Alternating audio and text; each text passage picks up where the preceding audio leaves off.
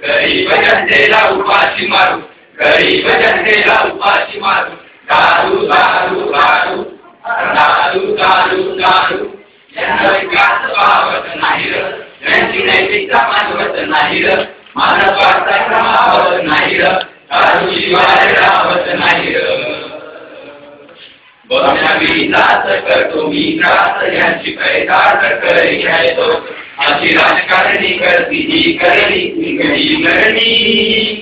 किती घ्यायचे किती जिंकले, किती जिंकले आणि किती मेले.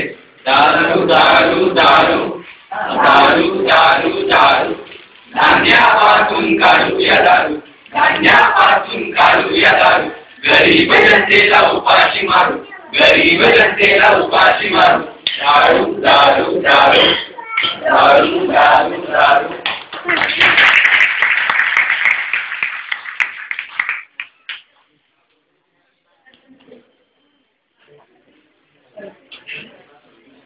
नको मानव नको, असं करू नकोस. सॉरी सरकार थोडा असं कसं करू शकतोस? अजून समाजसेवेचा पुढचा पाऊल हात घेता नको.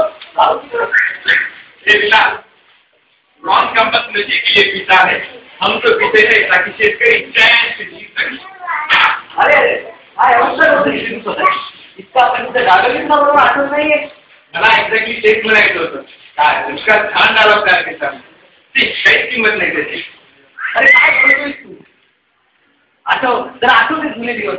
शाळा कॉलेज हॉस्पिटलमध्ये जाऊन दारू बंदीविषयी बोलायचा. तो ते कन्व्हिक्शन आणि असलं आपले कार्यक्रम धक्का व्हायचे. अरे तुझं भाषण ऐकल्यापासून मी दारूला हात लावला नाहीये आणि आता त्यावेळी लहान होतो मी, काही कळायचं नाही मला. आता मी मोठा झालोय. आता कसं मला सगळं अगदी स्पष्ट दिसतंय.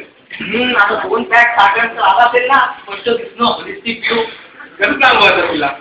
अरे आमच्या गावातील छोट्या मुलांना सुद्धा माहिती दारू पिण्यामध्ये ऐकायचं तुला. अरे खंडू दादा, काय खंडू दादा, दारू म्हणजे काय रे भाऊ? अरे दारू दे ना, बरं का दारू दे ना. ते आहे ते पिढ्याचा मस्त मस्त वाटते. म्हणजे ते कडे भाऊ. अरे नव्हे रे, दारू दे ना एक उपयुक्त पेय आहे ते पिढ्याचा. जगजनरेशनाचे क्रेज असते आणि बिझनेस करण्यासाठी त्याचा उपयोग होतो. म्हणजे काय भाऊ? अरे नव्हे रे, दारू हे ना एक उपयुक्त पेय आहे जे पिढ्याचा. अगदा घेत नाही आणि बॉडी पण बनते. म्हणजे ते औषध काय भाऊ? अरे नव्हे रे, पिता आता एकूण विश्वास पडलो तुला कसं सांगावं बरे.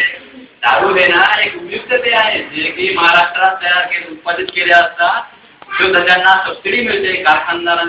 कारखानदारांची भरभराट होते. शेतकऱ्यांच्या मालाला भाव मिळतो आणि जबाबदारी होतो.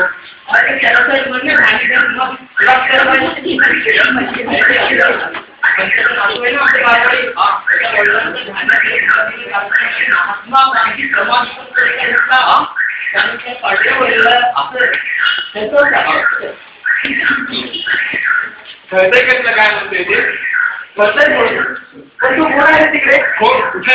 अरे तो काय तो तिकडे बसलाय. कोणी नाही तिकडे. बरं ते सोड. काय योजना आहे धान्यापासून दारू निर्मिती शेतकऱ्यांना भरघोस फायदा करून देणारी दुसरी कुठली योजना मी ऐकली नाही. काय आहे काय तुला माहिती नाहीये? नाही. चल तुला सांगतो.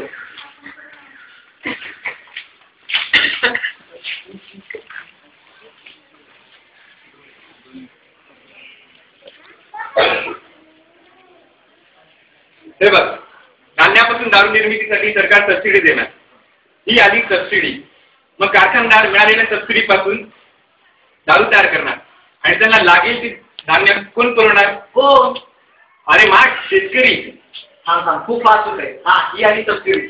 मग हे कोण? ते कारखानदार. त्यांच्या कारखान्यात सबसिडी मिळाली त्याच्यामुळे ते खुश आहे. मग हा कोण? ते ग्राहक. दारू मुबलक प्रमाणात भेटल्यामुळे तेही खुश आहे. आणि मग हा शेतकरी. याच्यासाठी तर सगळ्या घाट घातलाय ना. पाहिलं आपण जे टॅक्स वगैरे भरतो ती कशी आपल्या खिशातून जे पैसे जातात ती सबसिडी बनून शेतकऱ्यापर्यंत कशी पोहोचते. बाबा शेतकरी किती खुश आहे. अरे मग तो कोण आहे तिकडे? काय चाललंय मग? कोणी नाहीये तिकडे. बरं ते जाऊ दे. आपण असं केलं तर कसं केलं तर हे म्हटलं आपलं पाणी टाकलं आणि सबसिडी सरळ शेतकऱ्यापर्यंत लावली तर आणि तसंच झाले. सर्वांगीण विकास नको का व्हायला? उद्योगधंद्यांची भरभराट, ग्राहक खुश आणि शेतकरीची सक्षम. नाही काय समजत आहे मला. मग तो कोण आहे तिकडे? त्याला भूक लागली आहे का? अरे कोणी नाहीये तिकडे. अरे तो काय तो असा भागतोय व्याकुलतेने, त्याला भूक लागली वाटतं. बस सांगा, हाच होतोय तिला. बरोबरच आहे.